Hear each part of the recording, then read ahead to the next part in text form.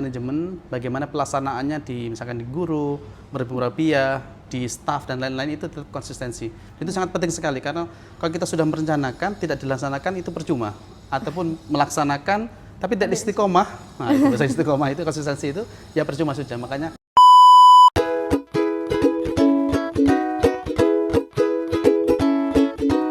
Bismillahirrahmanirrahim. Assalamualaikum warahmatullahi wabarakatuh. Waalaikumsalam warahmatullahi wabarakatuh. Selamat datang di Suluk Suara, ruang kompletatif untuk kita yang terus berjalan dan bersuara dalam perjalanan jiwa. Hari ini kita tidak hanya berbicara tentang pendidikan, tapi kita berbicara tentang peradaban. Bagaimana mungkin sebuah lembaga pendidikan Islam atau pesantren di Indonesia memiliki sebuah rancangan strategis untuk pendidikan yang tidak hanya unggul di Indonesia, tapi mampu mencetak generasi berkelas internasional. Itulah yang akan kita gali dalam episode podcast kali ini. Kita akan membongkar blueprint strategis Tursina IIBS, lembaga pendidikan Islam yang mengintegrasikan nilai-nilai Al-Quran, keunggulan akademik dan daya saing global secara utuh dan terencana. Alhamdulillah pagi hari ini kita kehadiran sosok pemimpin muda dan bertalenta, Principal of Academic Tursina IIBS, Ustadz Rois Hakiki. Kita akan menyimak bersama dari sumbernya bagaimana pendidikan Islam bisa berpikir jauh ke depan tanpa kehilangan akar nilai-nilai keislaman.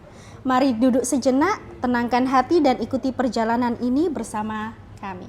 Kita sapa terlebih dahulu Ustadz Rois Hakiki. Assalamualaikum Ustadz. Waalaikumsalam warahmatullahi wabarakatuh. Alhamdulillah sudah mau hadir bersama kami di sini ya Ustadz. Ini kan Tursina ini lembaga baru ya Ustadz ya? Iya betul. Kayaknya masih umur 10 tahun begitu. Nggih, betul. Kita barusan mengadakan milad yang ke-10 di bulan baru Desember ulang kemarin. Tahun, ternyata Masya Allah tabarakallah, semoga semakin berkah begitu ya Ustadz. Amin. Kita tidak ini ada yang ingin saya tanyakan gitu Ustadz ya. Kita kan tahu ya bahwasanya sebuah lembaga itu pasti punya visi gitu kan. Nah, visi itu juga bagian dari sebuah rencana strategis bagi lembaga pendidikan. Kira-kira visi terbesar Tursina itu apa sih, dan langkah-langkah strategisnya untuk menjadikan visi itu menjadi kenyataan itu seperti apa? Oke, baik. Terima kasih pertanyaan yang bagus sekali untuk mengawali diskusi kali ini. Jadi kalau Tursina sendiri visinya adalah being a leading and world class Islamic boarding school, atau menjadi lembaga pendidikan Islam berbasis boarding yang unggul dan berstandar internasional. Itu merupakan cita-cita kami, impian kami, dan menjadi doa kami bersama agar terwujud visi besar tersebut, dan semua yang ada di Tursina juga mengarah pada visi tersebut. Menarik sekali. Jadi pendidikan Tursina itu pengennya apa ya?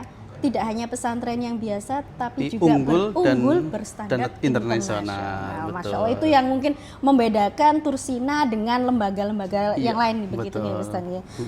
Kemudian untuk menjadikan lembaga itu unggul dan bertaraf internasional seperti itu, langkah-langkah apa saja atau blueprintnya itu apa sih Ustadz, rahasianya gitu loh, supaya kok bisa gitu, pengennya begitu, dan langkahnya seperti apa begitu.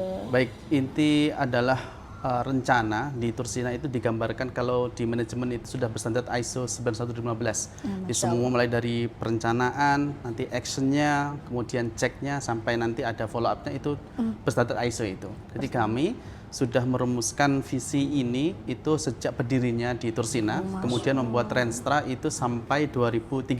Masya Allah. Nah, dan kita bagi-bagi agar visi tersebut atau target tersebut visible dan mudah diukur, kita bagi misalnya 5 tahunan. Nah, dari 5 tahunan tersebut nanti kita breakdown lagi menjadi annual atau tahunan, dan 3 tahunan itu nanti pecah lagi menjadi bulanan atau monthly. Dan dengan begitu nanti seluruh aspek di Tursina itu mempunyai target yang jelas, mulai dari pendidikannya, santrinya, sarprasnya, sampai misalkan makan penunjangnya ya, bisnisnya bagaimana, itu nanti punya target yang jelas, dan itu nanti ada di Renstra Tursina IBS. Masya Allah, jadi memang benar-benar menyeluruh gitu ya, Betul. karena kan kayaknya tagline-nya holistic and balanced education. Betul. Jadi semua aspek kita perhatikan ya, sedetail itu begitu ya. Nggih, betul. Masya Allah, ini mungkin ya yang tidak dimiliki lembaga lain, sehingga dalam umurnya yang 10 tahun langsung dar gitu, langsung sebesar ini. Dan semua di begitu. sini tidak ada yang bekerja tidak mengarah pada visi tersebut, tapi semua diarahkan pada visi itu. Jadi visi di breakdown menjadi tujuan,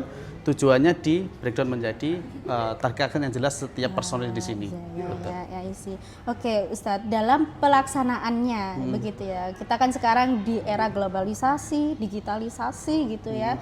Terus tentang bagaimana Tursina ini menyiapkan santri-santrinya untuk menghadapi tantangan tersebut. Begitu. Oke, jadi memang tantangan santri dulu dengan sekarang berbeda. Generasinya juga berbeda. Kalau dulu ada generasi yang milenial, sekarang Gen Z sama Alpha dan sama yang terakhir Beta gitu ya. Nah itu memang berbeda-beda, dan kita sudah punya yang namanya adalah profit output. Profit output itu kita sudah bagi menjadi 3, yaitu adalah moral excellent, international minded, and inspired leader. Nah, dengan 3 tersebut, insya Allah kita sudah menyiapkan semuanya, baik dari hatinya, otaknya, maupun skillsnya. Itu harapan kami. Jadi dari profit 3 output tersebut diterjemahkan ke dalam rigidnya nanti. Nanti ada misalkan di moral excellent, bagaimana santri-santri itu mempunyai adab atau akhlak yang baik, mempunyai Al-Quran yang baik, kemudian nanti fikihnya dan seterusnya itu di moral excellent. International minded juga begitu. Jadi kurikulumnya bukan hanya di nasional saja, atau misalkan yang Trump di Guru Merdeka atau menjadi pendekatan deep learning, bukan itu aja, tapi ada internasional juga, ada Cambridge untuk akademiknya, kemudian ada Al-Azhar, kita sudah bersama dengan Al-Azhar Kairo Mesir sana untuk diniyahnya, dan juga ada kurikulumnya yang lain seperti misalkan pengembangan bahasa asing, kemudian enrichment, dan juga kurikulum-kurikulum yang lain. Dan itu harapan kami menjadi kurikulum yang utuh di Tursina, sudah ada pedoman pendidikannya, dan itu kita ajarkan untuk anak-anak, sehingga bukan hanya standar nasional saja, tapi kemanapun anak-anak akan belajar melanjutkan pendidikannya ataupun langsung bisnis, itu insya Allah sudah terstandar. Sudah terstandar. Okay, Jadi memang betul. kita siapkan bersama supaya memang anak-anak siap begitu ya, Iya, menghadapi masanya, meski baik dalam negeri maupun di luar negeri, Iya, seperti itu. alhamdulillah. Kalau menurut Ustadz nih ya, selama ini ketika menjalankan semua itu, dinamika terbesar tantangannya ketika menjalankan itu apa menurut Ustadz? Tantangan paling besar itu Dalam kemarin kita sudah pelaksanaannya. ISO itu adalah konsistensi. Jadi konsistensi itu adalah yang paling berat, dan itu makanya kita mengapa ada ISO itu adalah agar semua yang direncanakan, dilaksanakan itu adalah tetap konsistensi. Bukan hanya tataran manajemen, bagaimana pelaksanaannya di misalkan di guru, murabiah, di staff dan lain-lain, itu tetap konsistensi. Itu sangat penting sekali, karena kalau kita sudah merencanakan tidak dilaksanakan itu percuma, ataupun melaksanakan tapi tidak istiqomah. Nah, itu bahasa istiqomah itu, konsistensi itu ya percuma sudah. Makanya dengan konsistensi tersebut, konsistensi dengan tujuan, memperhatikan perubahan-perubahan yang ada, insya Allah nanti kita bisa mencapai tujuan yang ditentukan di depan itu. Ya, karena memang konsistensi atau istiqomah itu ya memang sulit ya selama ini. Jadi Iya, betul. mungkin dari istiqomah itu bisa menjadikan kebaikan untuk anak ya. Kalau kita sering mendengarkan apa ya, istiqomah min alfi karomah. Afdhal min alfi karomah, itu kata guru saya Ustaz Taufik, beliau bilang gitu. Iya, jadi memang beratnya di situ. Supaya keistiqomahan terjaga begitu. Bagaimana cara Ustadz Rois untuk apa ya, supaya menjaga keistiqomahan ini, baik tidak hanya kepada jenengan, tapi juga kepada tim jenengan. Oke, jadi kalau istiqomah itu, kalau ini kan dari niat itu dulu. Nah, kalau itu dalam diri seorang masing-masing itu niat itu. Yang kedua, kita harus punya value yang sama. Di Tursina makanya ada namanya recording itu, religious, caring, open-minded, inspiring. Dengan begitu itu kita punya value yang sama, tujuan yang sama, karakter yang sama di situ. Dan dengan istiqomah tersebut, dengan ada niat yang baik dan ada kesamaan culture, yang ketiga itu adalah sistem yang bagus. Karena kita sudah sistemkan semua, ada ISO-nya, ada SOP-nya, ada target yang jelas. Dengan begitu nanti konsistensi itu ada. Karena kalau tanpa ada sistem yang dijalankan, itu akan susah mengukurnya. Tapi dengan ada sistem, itu tahu nanti kita bagian-bagian mana sih yang tidak berjalan itu, karena suatu tidak keberhasilan itu, misalkan ada mesin itu, kalau ada mesin tidak berjalan itu bukan hanya mesin yang dibongkar dibuang, bukan, tapi kita teliti nih apa dari bagian mesin tersebut, part mesin tersebut yang tidak berjalan. Nah, itu yang kita perbaiki agar sistem lagi berjalan lagi. Makanya itu ada sistem di Tursina melalui ISO dan diterjemahkan kepada SOP-SOP yang jelas, dan ada pedoman teknisnya, form-form yang jelas juga, dan ada evaluasi yang terukur.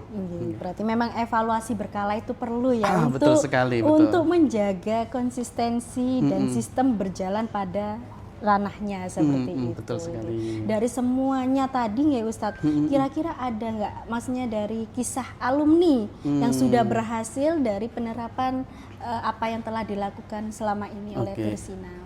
Kalau alumni kita sekarang itu masuknya alumni yang ke-6 ya. Jadi yang ke-6 kemarin wisuda itu angkatan ke-6. Sehingga kita belum bisa misalkan pamer alumni kita sudah menjadi pemimpin perusahaan atau menjadi presiden. Wakil presiden itu belum bisa. Tapi kalau sudah alumni yang baru lulus di kuliah itu bisa ada contoh-contohnya. Misalkan ada yang kan di sini aja dekat itu Ustazah Wafda. Itu alumni Mesir ya. Kemudian sekarang sudah lulus dan sekarang mengabdi di Tursina. Nah, itu mengajar di tafsir. Alhamdulillah itu juga sekarang sudah menginspirasi anak-anak di sini. Kemudian ada misalkan ada Nizar itu sekarang sudah kemarin lulus dari Yordan dan sekarang melanjutkan di manajemen internasional, kelas internasional di salah satu universitas di Indonesia.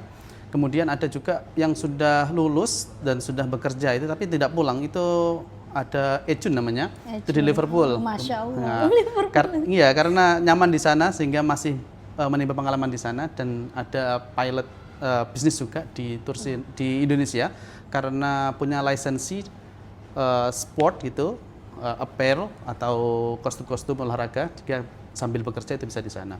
Dan banyak juga beberapa alumni itu yang misalkan kemarin ada yang lulusan komputer itu sudah remote pekerjaannya, dari lulus luar negeri, kemudian sudah kembali di Indonesia, tapi cuma perusahaannya ikut sana. Dan alhamdulillah kerja di rumah, ikut perusahaan sana, nah gajinya ikut sana, lumayan. Pengeluarannya ikut sini, nah itu bisa. Dan banyak lagi yang alumni, alhamdulillah, misalkan ada yang FK itu sudah lulus di beberapa kampus di Indonesia, dan sekarang karena kedokteran sehingga harus lanjut lagi di koas. Ada beberapa yang sudah melanjut, pengennya kan sampai ke spesialis sehingga masih berjuang ke sana. Itu alumni kita, alhamdulillah. Masya Allah, sudah benar-benar apa ya, bertaraf internasional gitu, mindsetnya kan jadinya di mana-mana gitu ya alumninya begitu. Terus strategi Tursina untuk menggait alumni ini, maksudnya untuk menguatkan ukhuwahnya itu bagaimana? Jadi kita ada divisi sendiri, memang ada alumni itu dan juga ada nanti bagian WEP itu. Jadi kalau alumni kita gandeng terus, bahkan nanti kalau lulus di kampus itu bagaimana kita kontrol, jadi kita bisa menemani mereka.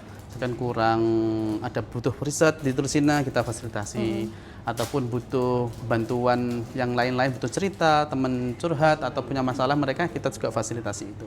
Dan alhamdulillah dengan begitu anak-anak kita kumpulkan seberapa, misalkan liburan, anak-anak liburan itu ada alumni summit kita itu. Kemudian ada di grup-grup di itu juga kita masih erat. Dengan begitu kita berharap karena suatu lembaga itu bisa besar ada dengan alumni. Dan alumni itu terus kita rawat, meskipun kalau saat ini masih belum ya kita bisa merasakan apa yang alumni berikan pada kita. Cuma kita masih terus merawat itu agar perjuangan Tursina ini tidak berhenti pada level-level kita ini, mungkin tidak lama lagi mungkin gitu kan, sehingga yang melanjutkan siapa lagi kalau bukan alumni-alumni yang bisa membesarkan lembaga ini, dan kita berharap lembaga ini bisa manfaat untuk umat selamanya. Masya Allah, tabarakallah. Iya Ustadz, berarti memang apa ya, implementasi dari Mazalah Tolaba itu memang di situ ya. Jadi meskipun anak-anak itu sudah tidak di sini, meskipun sudah di luar, bagaimana selamanya kita tetap itu santri, selamanya tetap santri, dan perhatian kita sebagai guru itu tidak pernah lepas begitu ya. Jadi tetap anak kita rawat meskipun sudah jauh dengan kita begitu. Sebagai penutup, menurut Ustadz Rois apa yang bisa diteladani oleh sekolah-sekolah lain gitu atau pesantren lain dari model strategis Tursina, dan jika diberi kesempatan gitu untuk merancang arah pendidikan masa depan, kira-kira strategi apa yang akan Ustadz Rois atau Tursina berikan untuk kita ambil bersama begitu? Oke, baik. Memang setiap lembaga pendidikan itu punya ciri khas masing-masing dan juga punya lahan dakwah masing-masing ya. Sehingga kita di Tursina ini tidak yang terbaik, bukan, tapi kita punya model sendiri yang cocok untuk pasar kita, karena memang ada pesantren lembaga pendidikan yang sudah berumur ratusan tahun, bahkan sudah ada yang lebih daripada itu. Nah, kalau kita cuma 10 tahun itu belum bisa menggurui untuk itu ya, tapi kita bisa bertukar pikiran dan nanti bisa kalau ada yang baiknya bisa diambil. Di Tursina itu yang ada namanya Tursina Inspired Education, dan itu kita buka setiap pekan 1-2 kali, dan alhamdulillah sekarang itu sudah lebih dari 450 lembaga pendidikan yang sudah belajar ke Tursina terkait dengan model pendidikan atau sistem manajemennya, dengan harapan Tursina memang ada itu untuk memantik kejayaan umat Islam, menjadi contoh yang baik. Dan terus makanya kita kenapa kok nggak takut nih ada orang yang belajar di sini sampai bahkan 450, apa nggak tersaingi? Tapi bukan begitu, tapi kita fastabaqul khairat, dan dengan begitu juga kita bisa menginspirasi orang lain, manfaatnya lebih tinggi lagi. Tursina juga dapat untung kalau kita sudah menjelaskan kepada orang lain, nanti kita bisa lebih belajar lebih lagi, dan terus berkomitmen untuk selalu meningkatkan kualitas pendidikannya agar tidak kalah dengan yang lain-lain gitu. Dan sebagai Tursina yang bisa dicontoh adalah dengan manajemennya itu, manajemen yang terukur, manajemen yang tertata, dan dengan begitu insya Allah nanti apa yang dilakukan itu bisa berjalan dengan semestinya. Dan ada 4 yang dilakukan Tursina, yaitu adalah plan, do, check, and action. Jadi kalau do planningnya itu harus benar dulu. Kalau planning sudah salah itu semuanya akan buyar, sehingga planning harus bagus. Do itu harus dikerjakan, dari yang direncanakan harus dikerjakan. Kemudian yang do itu cek, bagaimana kita mengevaluasi, mengecek nih apa yang sudah dilakukan kurang apa yang perlu di-improvement, yang perlu apa itu ada di ceknya itu. Yang terakhir adalah action. Action itu bagaimana, yang evaluasi itu bukan hanya untuk catatan yang ditumpuk di meja, tapi bagaimana itu adalah action diperbaiki agar terus itu continuous improvement lebih tinggi lagi itu ada bisa tercapai. Itu di Tursina. Baik. Iya, sangat menginspirasi sekali. Jadi memang PDOC-nya selalu harus dilakukan begitu. Dari semua sistem manajemen kira-kira ada nggak Ustadz nilai-nilai keislaman yang memang dipegang teguh sama Tursina sehingga sampai saat ini Tursina juga seperti ini begitu? Kalau pimpinan itu bilang yang 2 itu sebenarnya ya, iya, ikhlas dan kompak. Nah itu dengan ikhlas, hatinya ditata, tujuan ditata, itu adalah modal utama. Yang kedua adalah kompak, karena kompak itu kita bersama-sama. Kalau tidak kompak sedikit aja itu sudah menghabiskan energi kita, sehingga ikhlas dan kompak harus bagus. Dan kalau faktor tambahannya itu kalau manajemen di sini harus sholat istikharah. Jadi semua yang dipilihkan, semua yang diputuskan itu atas petunjuk bukan hanya nafsu tapi dari Allah begitu. Pilihan-pilihannya yang direncanakan. Iya, Masya Allah. Memang benar-benar holistic and balance, tidak hanya di education-nya ya. Jadi pembentukan pribadi masing-masing orangnya juga harus holistic and balance gitu. Ya, terima kasih Ustadz Rois atas waktunya. Semoga bisa menginspirasi banyak lembaga pendidikan dan semoga ilmu ini bisa juga memberikan warna baru di dunia pendidikan, terutama di bidang Islamic. Amin, amin. Ya. Oke, terima kasih telah menyimak episode hari ini. Kita telah menyelami bagaimana sebuah lembaga pendidikan Islam, utamanya boarding school, membangun strategi yang tidak hanya visioner, tapi juga membumi dan berdampak. Semoga percakapan ini menjadi bagian dari perjalanan jiwa kita semua, menumbuhkan semangat untuk mendidik dengan arah, membina dengan strategi, dan memimpin dengan nilai-nilai keislaman. Saya Firdausi dari Suluk Suara. Jangan lupa like, subscribe, dan share obrolan ini bagi keluarga dan masyarakat sekitar. Oke, terima kasih. Assalamualaikum warahmatullahi wabarakatuh. Waalaikumsalam warahmatullahi wabarakatuh.